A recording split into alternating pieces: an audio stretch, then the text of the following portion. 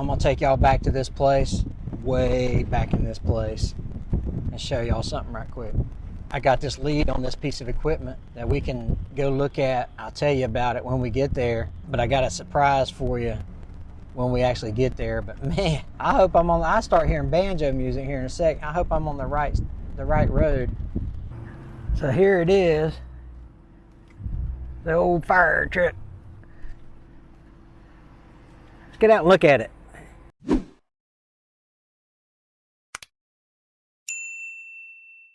How about you? I'm Hank. Welcome to Hamiltonville Farm. Have I got a treat for you guys today? We have got a 1975 Ford Firetruck D86 that we're going to be looking at today, and this thing is awesome. All right, I'm going to go through it with you today. If we can crank this thing, we can have it. So we're going to do a kind of a preliminary look at it, and then we'll get the tools and the crew, and we'll get this thing cranked up and see if we can't drive it to the house. All right, let's take a look at the actual Firetruck itself.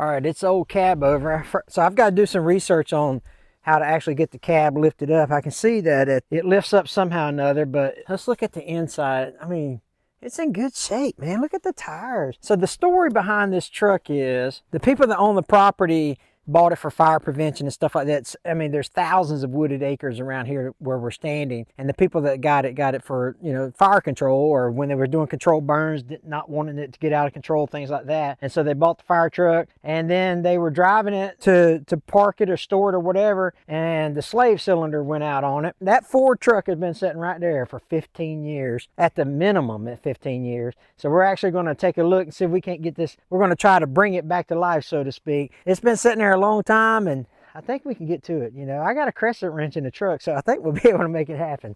Let's take another look at this thing. Man, they just don't make them like that no more, do they? All right, let's take a look. I'm gonna open up this side first. Here's the inner door panel. Got an information plate or some type of truck spec sheet here. I'll take a picture of that in my phone. My old eyes can't read that stuff. It does appear that we've given some nutrition, some of that metal nutrition to the rodents here. Yeah, look at all those acorns. But man, this thing's in good shape. All you really need to do is rip that headliner out. You don't even need to, I mean, this thing is in awesome shape. There's not even a rip in the seat. Check that out. All right, let's take a look at the dash and some of the things that's going on with the dash.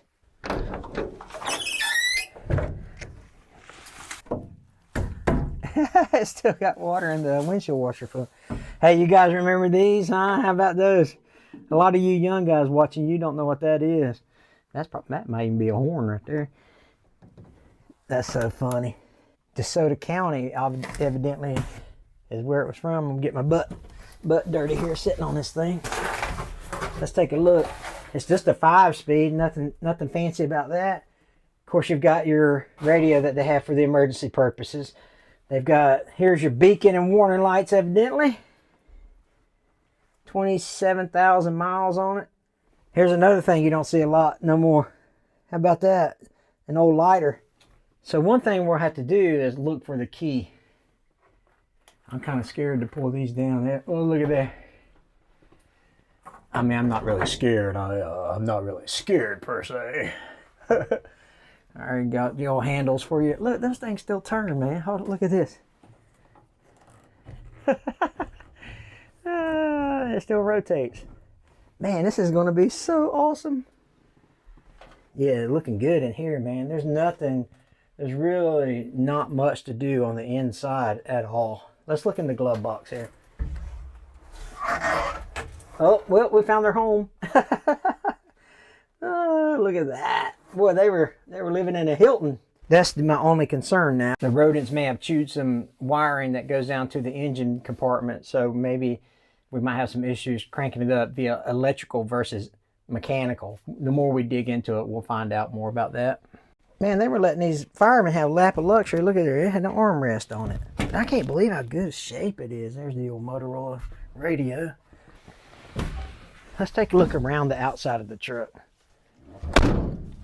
Some of you old volunteer firemen or professional firefighters, you guys tell me what some of this stuff is. I have zero idea.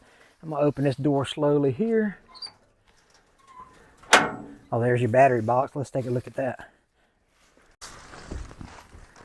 Just got your regular old 12-volt batteries in there. We've got 2 that we can replace it with. That's not an issue. Nothing else in the storage.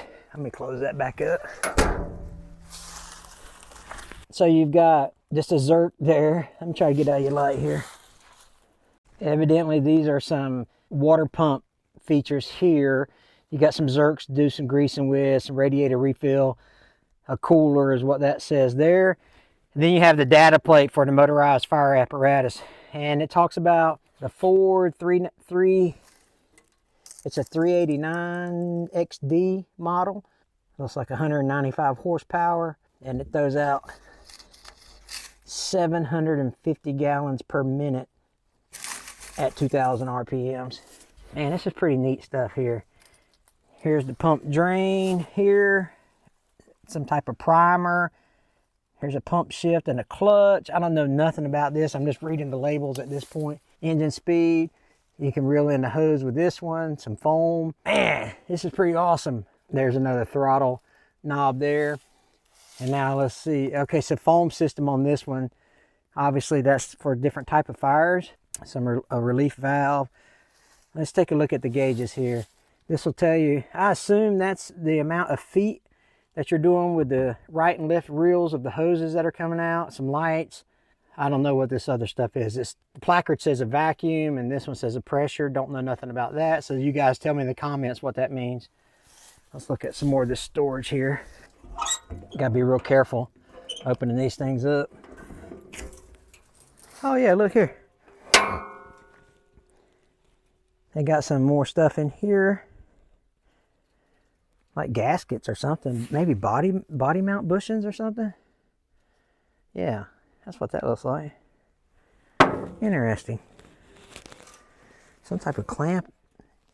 Man, those look brand new.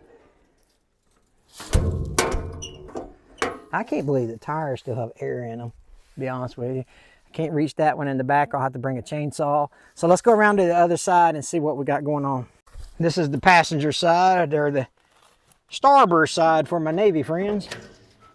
Got an old coat hanger. Everybody needs an old coat hanger in a fire truck. I can't believe how good a shape this is in. This door slides back. Oh, it accesses the... I'm going to climb up here in a minute, but we'll look at all the pump and all that here in just a second. I'll climb up there and try to give you a good shot of it. Again, this is where the hoses go, would be my assumption. You can reel it in. I guess that's an automatic reel button. Now, let's take a look here. This is so cool. That's a kind of heater or something. That don't look factory. That just looks like somebody stored that there. Let's see what's in the back. It goes all the way across there. Nothing too exciting. Let's climb up on top and see what it looks like on top. Here's your foam discharge on the right side. And the left side, again, evidently a different type, different type of fires require different type of extinguishing materials. So you guys tell me, are these 2 different compartments, one for foam and one for water? I don't know. You guys let me know in the comments below what you think about that. Some type of exhaust. Maybe hydraulic oil there. We'll look down in here.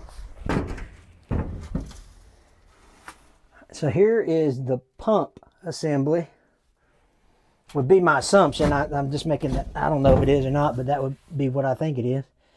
It's made by Waterhouse.